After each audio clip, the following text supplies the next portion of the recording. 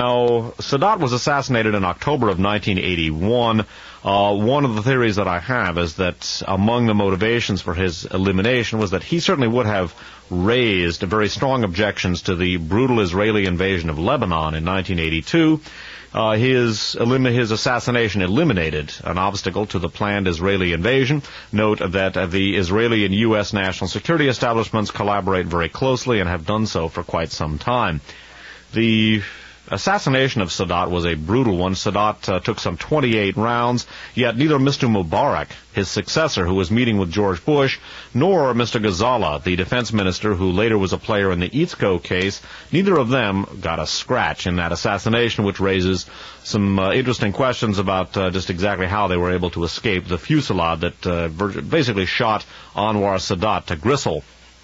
More interesting than that, though, and the most suspicious aspect of the assassination, to my way of thinking, was the behavior of Anwar Sadat's security people. Instead of attempting to defend the president that they were trained to defend, they turned their guns on the press corps and said, "No pictures." Now, that's a very, very strange way for a security detail to react.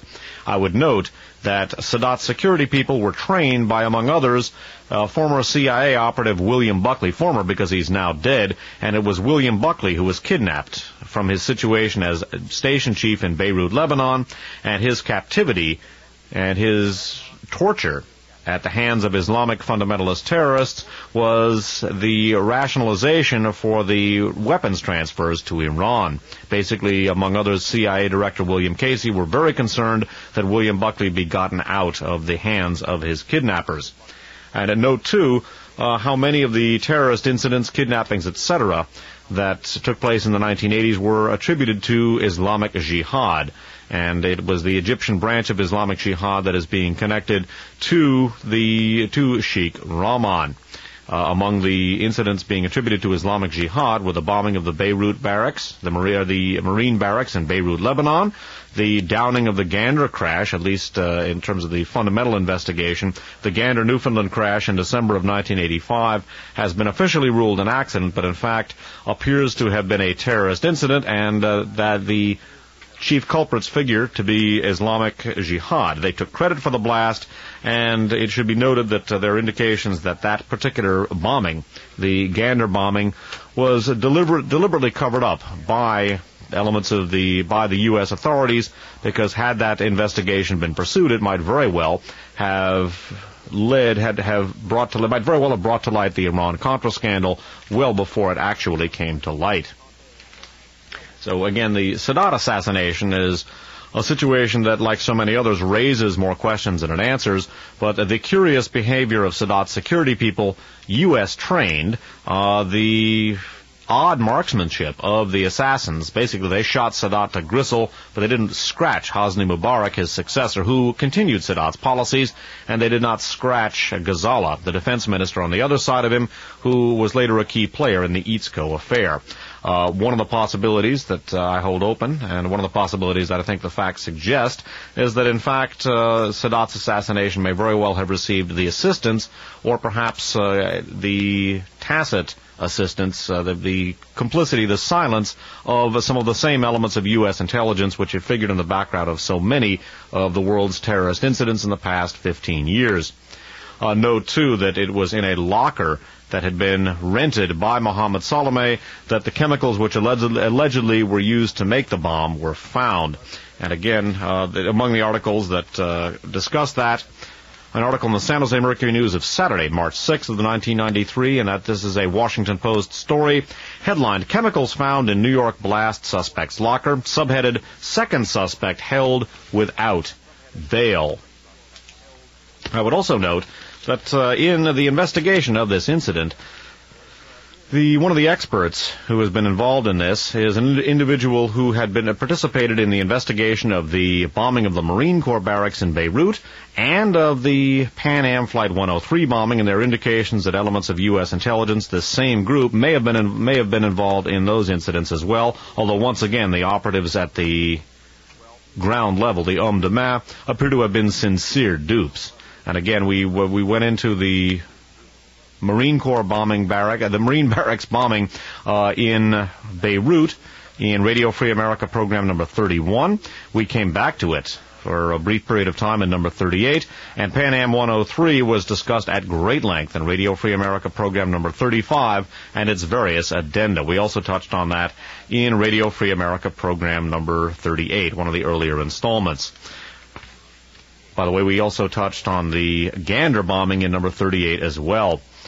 In the New York Times of Thursday, March 4th of 1993, there was a story by Joseph B. Treaster, Treaster. This was Dateline New York, March 3rd, headlined, Specialists Sift Explosion Aftermath. Skipping down in the story, we find, on the assumption that the explosion was the work of terrorists, the FBI took the lead in the investigation, and David Williams, the agency's senior explosives analyst who worked on the bombings of the Marine barracks in Beirut and of Pan Am Flight 103, became the principal coordinator. Together with Daniel Boe, B-O-E-H, a Vietnam War veteran who served on the Pittsburgh police force before joining the Treasury's Bureau 16 years ago, he set up a half-dozen smaller teams with men and women from the three agencies. One of the aspects of our national security establishment that one has to bear in mind in examining some of its misdeeds is that very often you see some of the same names cropping up over and over in various investigations, and the same people seem to cover up the investigations. Some of the people you will see cropping up over and over in compromise investigations suggests that there are certain individuals who are tabbed periodically to cover up, sort of sanitation experts who are tabbed to cover up the real facts concerning any given investigation and to see to it that the evidentiary tributaries running in the direction of our own national security establishment are covered up. Again, the curious news leaks by the federal officials, bitterly criticized by the New York City law enforcement officials, the alteration, or the evolution, perhaps would be a better word, of the journalistic accounts. Initially, we were told that the bomb in the World Trade Center was plastic explosive. Plastic explosives are very tightly controlled, and if in fact plastic explosive was used, at some point the perpetrators have to have been in touch with a military or intelligence agency, because that's the only place you can get a hold of plastic explosive. It is not like dynamite. It is very, very difficult to get a hold of, and people who get a hold of it usually wind up getting busted shortly after it, after getting a hold of it, unless the authorities want them to have it. Also note that Croatian extremists supposedly took credit for the blast ahead of time, which is a very credible element of behavior. That account also evolved. There are indications that perhaps the authorities in this country are actively covering up something vis-a-vis the World Trade Center bombing. And again, I find Mohammed Salameh's behavior a little odd. He seems a little on the clumsy side for a terrorist. Perhaps he's just stupid. Perhaps he's a dupe. Perhaps he's a patsy. Perhaps he was not involved at all. Or perhaps he was under mind control. Unfortunately, mind control is a technique which has been operational for 30 years, but has largely escaped the gaze of the American journalistic community. We went into mind control in Radio Free America shows 5, 6, 7, and a couple of miscellaneous archive shows as well. In fact, we replayed Radio Free America number 5 a couple of weeks ago. I would note again that this particular individual, David Williams, who is heading up the investigation of the World Trade Center bombing, has previously headed up the investigation into the Marine Corps barracks bombing in Beirut, Lebanon, and the bombing of Pan Am Flight 103. Despite the official version, the evidence in the Pan Am 103 bombing points strongly in the direction of the Iran-Contra-linked elements of our own national security establishment, those elements that were using Mansour al-Qassar, and there are some serious questions about the Marine Corps barracks bombing as well. Again, the U.S. had advance warning of both incidents and yet was not able to do anything about it.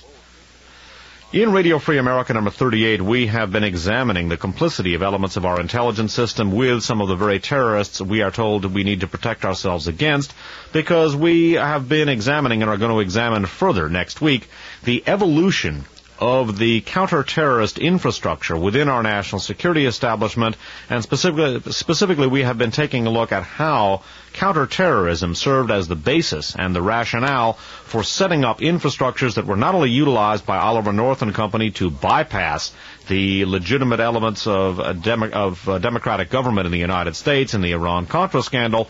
But beyond that, these elements, these infrastructures are still in place today, and they can be used in the future to completely bypass all elements of American democracy, and even perhaps to establish martial law.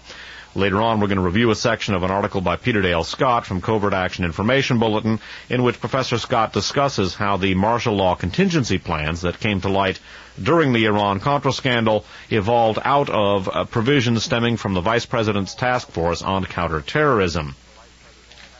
And speaking of the U.S. counter-terrorist infrastructure, the U.S. national security establishment's counter-terrorist infrastructure, there was an article about that in the San Jose Mercury News of Thursday, March 4th of 1993. This is an L.A. Times article by Ronald J. Ostrow, O-S-T-R-O-W, and Robin Wright, W-R-I-G-H-T, of the L.A. Times. It's datelined Washington and headlined, FBI and CIA mobilized swiftly after blast. Skipping down into the article, the explosion at the Trade Center, which killed 5 people and injured more than 1,000, had triggered the nation's little-known but elaborate anti-terrorism machinery, and done so on an unprecedented scale. About a decade ago, the government, concerned by the potent terrorism capabilities of anti-American groups in a number of countries, began expanding and improving its plans, training, and equipment for protecting against such an attack. Quote, "I don't think I've ever seen anything bigger except maybe the Kennedy assassination," unquote, said one counterterrorism official.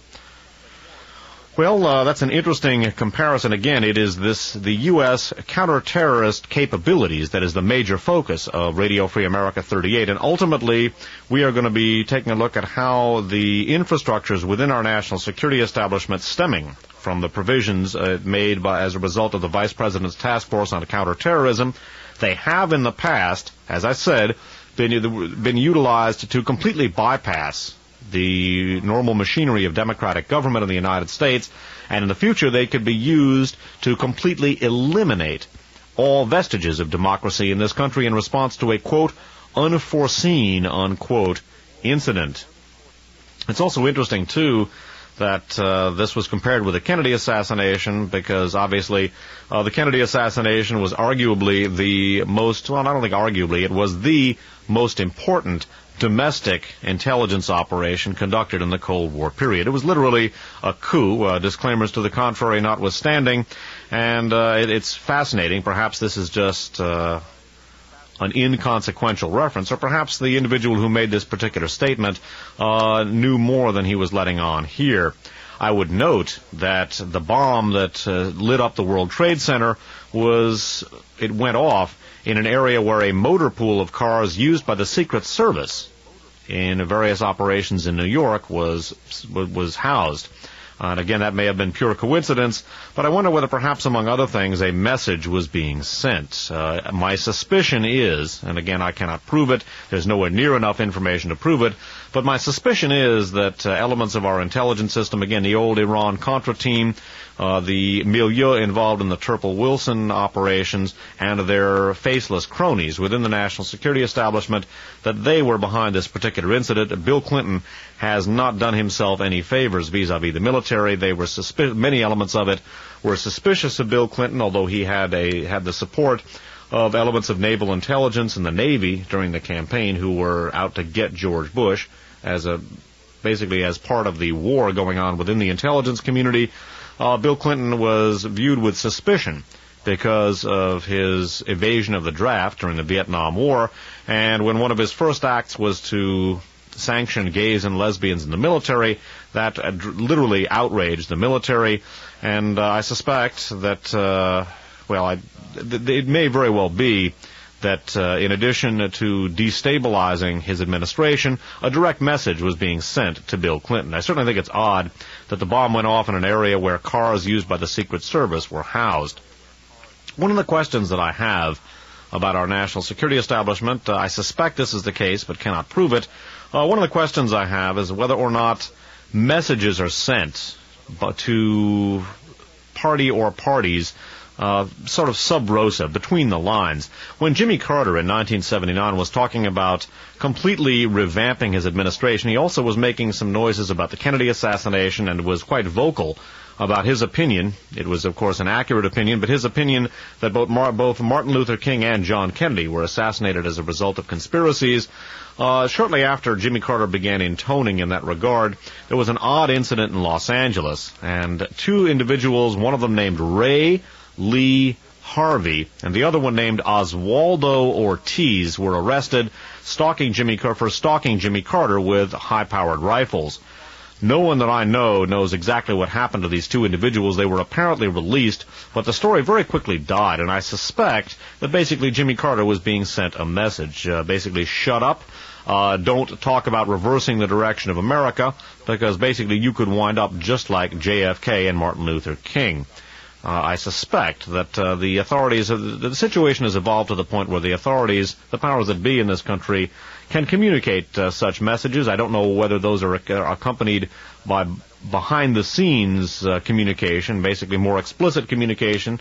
In the case of Carter, perhaps he was told flat out, "Shut up, Jimmy, or you're going to get your brains blown out." Or perhaps it was simply allowed it was simply left for Jimmy Carter to read between the lines.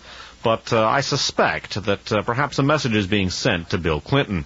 I view the World Trade Center bombing as a probable element in the destabilization of the Clinton administration. I was expecting such a destabilization almost from the beginning. Although many people were very optimistic about the Clinton administration, certainly I was very glad to see George Bush get defeated. I was not particularly optimistic, and within a week of Clinton's election, I was voicing my opinion, roundly criticized, by the way, by many listeners, that Bill Clinton might very well become Jimmy Carter, too. And I warned that the very same national security infrastructure which has basically been running the United States, the same national security infrastructure which assassinated the Kennedys, Martin Luther King, and many lesser-known people with impunity, the same national security infrastructure which has destabilized innumerable governments abroad, the same national security infrastructures that destabilized Jimmy Carter with the October surprise, they are still in place, stronger than ever, and Bill Clinton basically faces that very same situation. And I am afraid that the Clinton administration is already undergoing active destabilization, and I suspect that the World Trade Center bombing is part of it. Whether or not the placing of the bomb in an area that was basically used by the Secret Service, whether that was intended to deliberately send a message or whether that was coincidence, I cannot say. But I suspect that this may very well have been an intelligence community inside joke. The community does like to do things like that, and their capabilities are so enormous at this point that unless there is a serious change of heart on the part of a large section of the American people, the journalistic community in particular, I see no indication whatsoever that the abuses of the past, well, really the abuses of the entire Cold War period, will be reversed. Also interesting to me, too, that in the wake of the JFK movie and the death of Jim Garrison last October, this may very well have been a coincidence, but it was interesting that the World Trade Center bombing went up. The World Trade Center was what was lit up, and it's also interesting to see a counter-terrorist official saying this is the biggest thing since the Kennedy assassination, because the Centro Mondiale Commerciale, the U.S. intelligence front on whose board of directors Clay Shaw sat, Clay Shaw was the individual being pursued by Jim Garrison after David Ferrie died. Centro Mondiale Commerciale is Italian for World Trade Center. Again, that may very well be a complete coincidence. There certainly are coincidences, but at the very least it is an odd coincidence.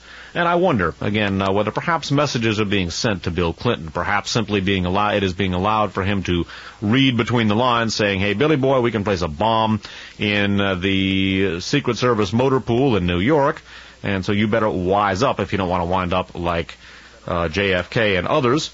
Or perhaps this is being accompanied by more explicit communication behind the scenes. Perhaps Clinton has been sent a warning. But in any event, I would not be optimistic about the future of the Clinton administration. And once again, I reiterate that the very same forces which destroyed Kennedy, which destroyed Jimmy Carter in a somewhat less bloody fashion, they are in place. They're stronger than ever. And unless something is done to curb their situation, I think we can expect the Clinton administration to basically be the second Carter administration.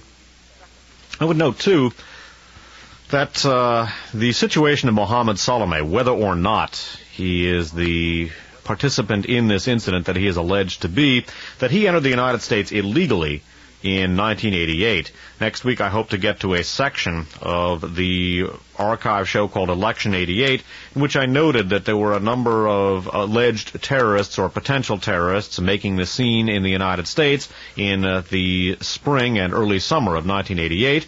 And I suspected that with the downing of the Iranian Airbus in 1988, there would be a terrorist reprisal against the United States, quite possibly aided and abetted by the very teams that we had been talking about, the people from the Turple-Wilson milieu, the people involved in the Iran-Contra scandal. And indeed, some 6 months after I did that broadcast, in December of 1988, the Pan Am 103 bombing took place, basically fulfilling the, prophecy is a bad word because I'm not religious, but the forecast that I had made in June of that year. I hope to get to this next week. But by the way of the illegal immigrant status of Mohammed Salameh, there was an article about that in the San Francisco Chronicle on March 6th of 1993. This is an article by Nina Bernstein, B-E-R-N-S-T-E-I-N, and Ray Sanchez, S-A-N-C-H-E-Z, of Newsday. It's dateline New York and headlined, Blast Suspect's Shadowy Life. Subheaded, Apartment was always bustling with activity, neighbors recall. Skipping down in the story, according to Immigration and Naturalization Service officials in Washington, Salameh entered the United States through New York with a Jordanian passport and a tourist visa on February 17, 1988. The visa, issued on December 14, 1987 in Amman, Jordan, expired soon afterward, leaving Salameh here illegally. So note the illegal immigrant status of Mohammed Salameh. We're going to come back to that in just a second.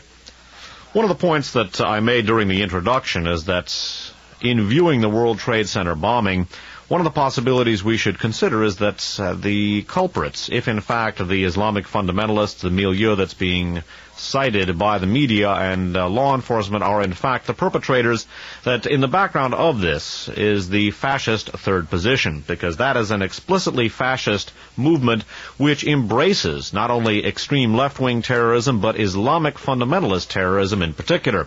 Three of the idols of the fascist third position are Muammar Gaddafi, Ayatollah Khomeini, and Louis Farrakhan. And we looked at in the discussions with Farah Mansour, we looked at the collaboration between the U.S. national security establishment, the intelligence community in particular, and the Islamic fundamentalists in Iran, whom they tabbed as the successor, the anti-communist successor to the Shah.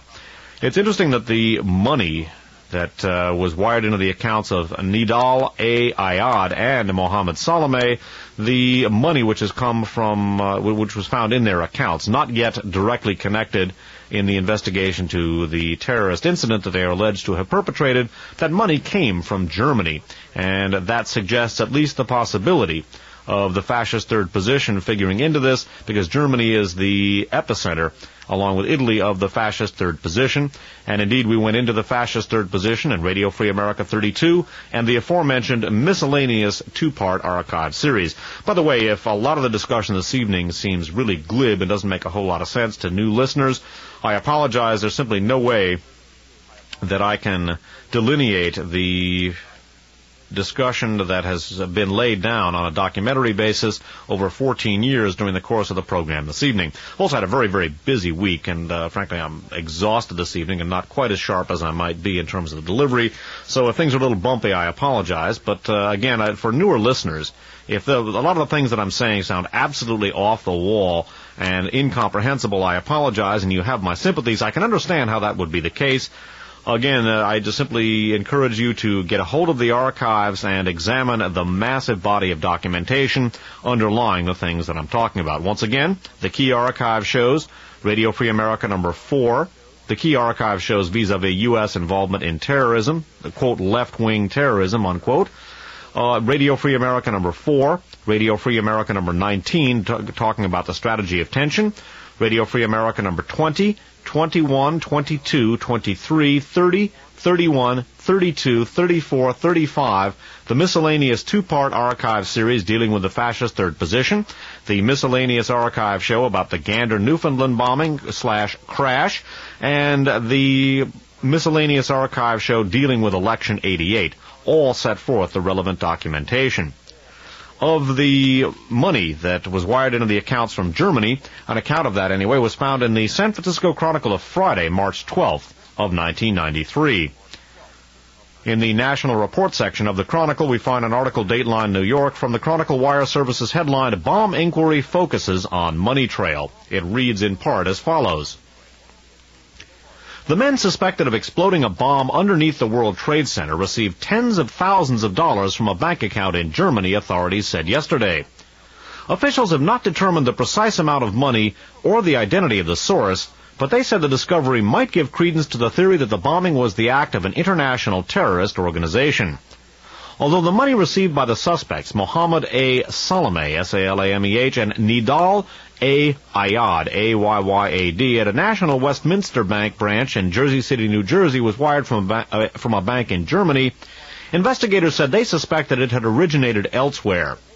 They said they have no proof that the money was spent in connection with the February 26th bombing, which killed 5 people and wounded more than 1,000. So note that some of the money which these people were living off of came from Germany. It may not have been involved in the terrorist incident, as indicated in the story, but I suspect that we will be hearing more about the German connection. I suspect that in addition to indicating the possibility that this incident was the result of, quote, international terrorists, unquote, and I suspect we will either see a military action abroad, reduced civil liberties, broader surveillance and police powers at home. We may very well see this incident, and it remains to be seen whether other incidents follow. We may very well see this incident being used to justify an aggressive U.S. intelligence posture, both at home and abroad. We may see it used to justify military adventurism abroad, such as the bombing of Libya in 1986 after the La Belle discotheque bombing, which may very well, in retrospect, have been perpetrated not by Gaddafi's people, but rather by fascist third position individuals or fascist third position elements in Germany. It'll be interesting to see the German connection to Mr. Nayad and Mr. Salameh and how it plays. One of the ways in which this incident is already playing is that it is sparking calls for a toughening of U.S. immigration laws. In the Chronicle, the San Francisco Chronicle of Monday, March 8th of 1993, there's an LA Times story dateline Washington and a headline, Recent Terrorism in U.S. Shows Laxity in Immigration Laws. The article reads in part, The World Trade Center bombing and the recent shooting outside the CIA point to a surprising laxity in U.S. immigration laws that permit foreigners to enter the United States on a temporary visa and to stay indefinitely with virtually no chance of getting caught. Officials of both the Immigration and Naturalization Service and the State Department readily admit that they have no idea how many people fail to depart as promised. Even if they knew that a foreigner had overstayed his visa, they say that they have no way to find him. Skipping down. Until now, no one paid much attention to this virtually unregulated visa system, but the recent highly publicized crimes at the World Trade Center and the CIA have prompted some talk of change on Capitol Hill. Quote, Our borders are much too porous, unquote, Representative Charles E. Schumer, Democrat of New York, said yesterday on CBS's Face the Nation, unquote. Quote, We want to keep them open, but we also have to be much more careful, unquote. The prime suspect in the World Trade Center bombing, Mohammed Salameh, entered the United States in 1988 with a visitor's visa issued at the American Embassy in Amman, Jordan. The Jordanian said that he wanted to come for 1 year to study, but he never returned home. That fact became clear to U.S. officials only after he was arrested in connection with the bombing.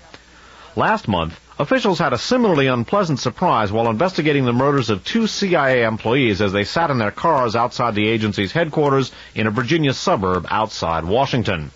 They learned that the prime suspect, Mir Aimal Kansi, M-I-R, or capital M-I-R, capital A-I-M-A-L, capital K-A-N-S-I, had entered the United States in December of 1990 with a visa issued at the American Embassy in Karachi, Pakistan. He said that he was coming on business and would leave within 1 year. And note that the illegal immigrant status of the suspects in both the World Trade Center bombing and in the shooting outside CIA headquarters has sparked cries for a toughening of U.S. immigration law. I would note, too, that, quote, terrorist aliens, unquote, are figured prominently in the development of the martial law contingency plans which came to light during the Iran-Contra scandal, and that in turn grew out of the various recommendations stemming from the Vice President's Task Force on Counterterrorism.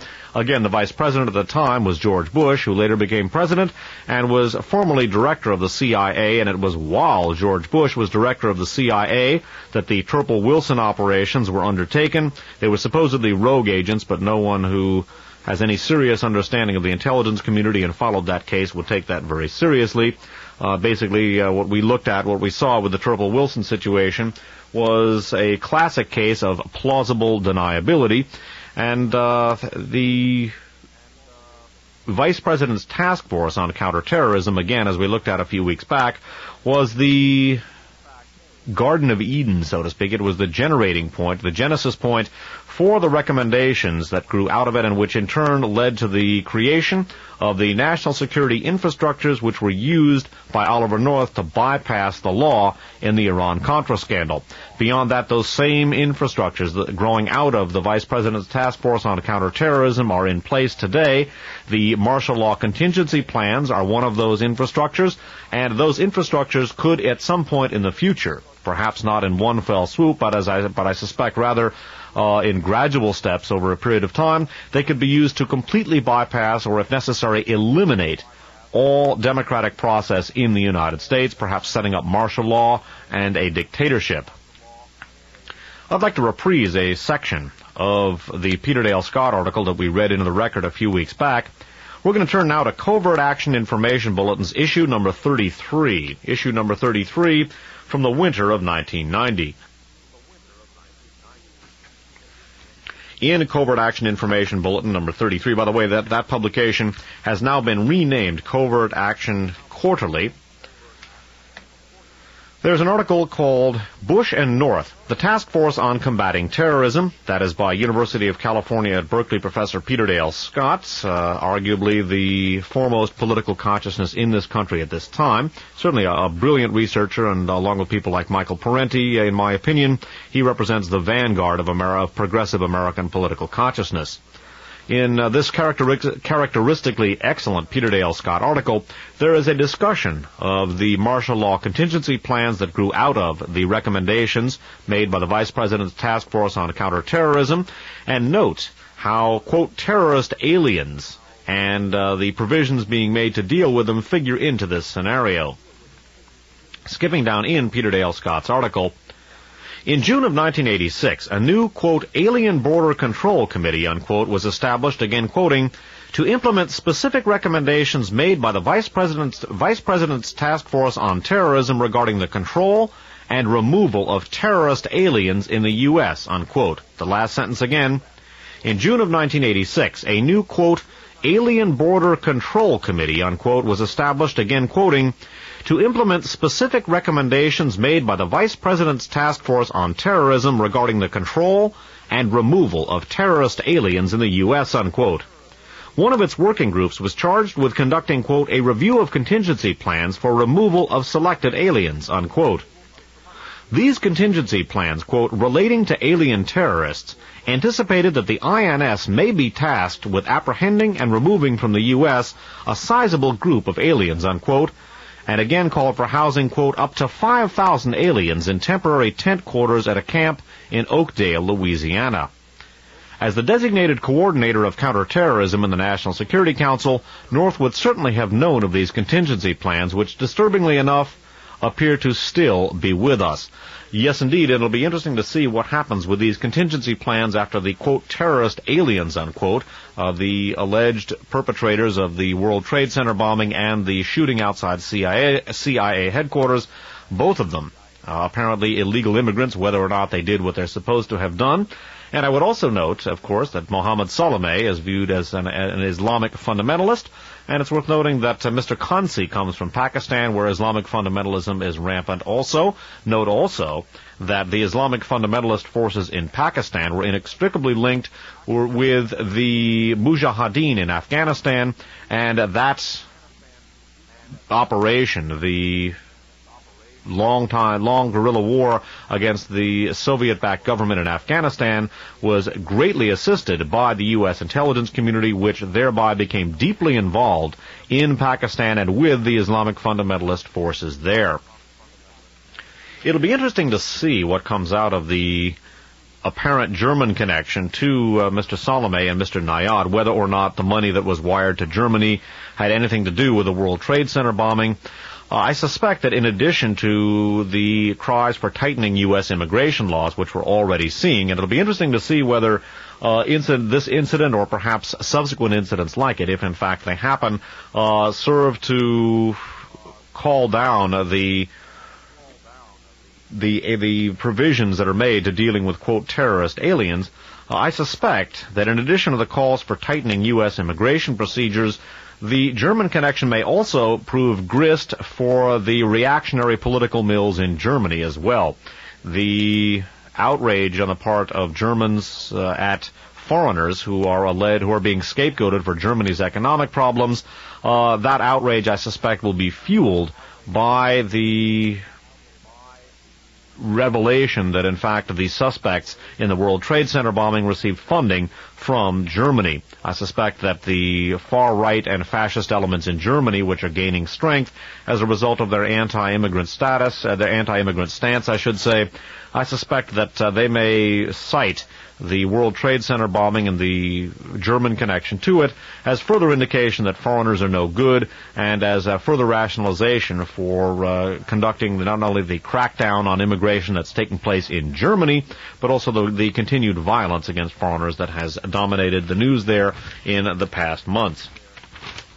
By the way, I'm not going to get into it today, but I would refer listeners to an article in the This World section, the This World magazine of today's San Francisco Sunday Examiner and Chronicle.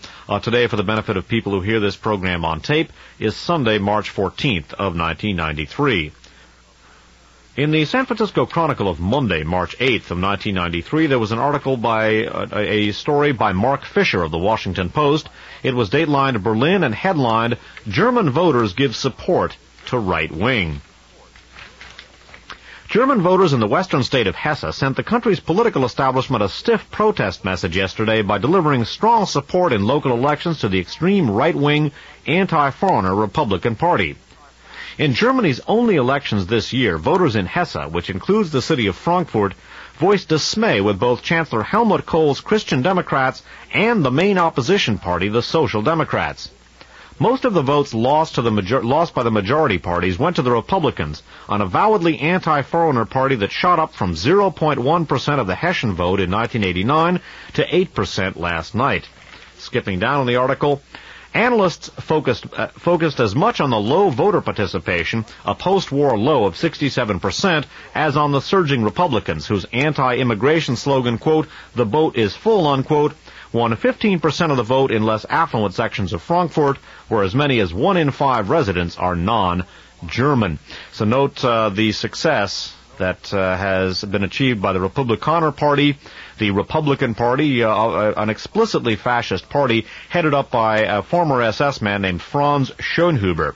I would note that our own Republican Party would also be classified by the vast majority of objective political observers as fascist. Benito Mussolini would be very, very comfortable with the American Republican Party. Hitler might find it not quite anti-Semitic enough, but Hitler would be very comfortable and would heartily endorse the Republican Ethnic Heritage Groups Council, which we looked at in Radio Free America program number 37, the repository for many explicitly fascist elements, many of them war criminals, and all of them graduates of the fascist movements of the 1930s and 40s. Many of them either participated with or allied themselves with the Third Reich. And again, note that, as we looked at in Radio Free America 37, the German government has actually begun acting in a way which is in concert with the views of the quote, skinheads, unquote, who have been alleged to have alleged to be the sole culprits behind the violence against foreigners in Germany, as we looked at in Radio Free America 37, and in particular in supplements to Radio Free America 37. In fact, German officialdom has been quite supportive of the attacks against foreigners in Germany. And again, note the success of the Republikaner Party that has basically campaigned on an anti-immigrant platform. And remember, that party is headed up by Franz Schönhuber, a former SS man. One of the things that we looked at, not only in Radio Free America 37, but in other Radio Free America shows, including the Guns of November Part 4, Radio Free America shows 1, 2, and 3, Radio Free America shows 14 and 15, as well as programs 21 and 22. One of the things that we've looked at is the very close operational cooperation between the German national security establishment and our own national security establishment, and the significant presence of explicitly fascist elements in both. In particular, we looked at the cooperation between German fascists, many of them graduates of the Third Reich, and reactionary elements in the United States in the assassination of President Kennedy.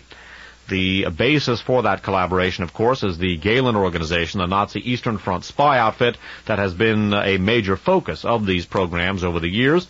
Briefly, for the benefit of newcomers, General Reinhard Gehlen was Hitler's chief of intelligence for the Eastern Front in World War II. At the end of World War II, Gehlen and his entire organization were basically grafted onto the fledgling CIA, where they became, for all intents and purposes, the CIA's Department of Russian and Eastern European Affairs. The Gehlen organization, for all practical purposes, was the sole purveyor of intelligence on the Soviet Union and Eastern Europe in the immediate post-World War II period. The Gehlen organization eventually became the de facto NATO intelligence organization, and ultimately it became the BND, the Bundesnachrichtendienst, the West German intelligence service, which it is to this day. I would note that even after it was incorporated as the West German CIA, in effect, the Gehlen organization continued to be a major purveyor of intelligence to the CIA, and it continued its very close links to the CIA even after it became the BND. The Gehlen organization, as we looked at in Radio Free America 37, and by the way, we've dealt with the Gehlen organization in numerous archive shows. In Radio Free America 37, we looked at the Gehlen organization, which was a direct extension of the German General Staff and intelligence system from World War II. The Gehlen organization is a unique organization in history. Even when it was the West German intelligence service, it continued to wield a massive influence inside the United States as well as in NATO as a whole. And it was basically a unique organization in the annals of intelligence and military affairs. And bear in mind that it was a direct extension and projection of the Third Reich's national security establishment projected forward into the post-World War II period.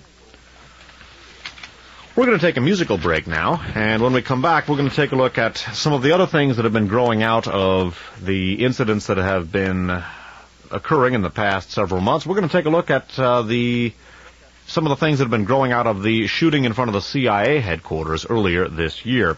Bear in mind, again, that the suspect being fingered by U.S. authorities was also an illegal immigrant. He was from Pakistan.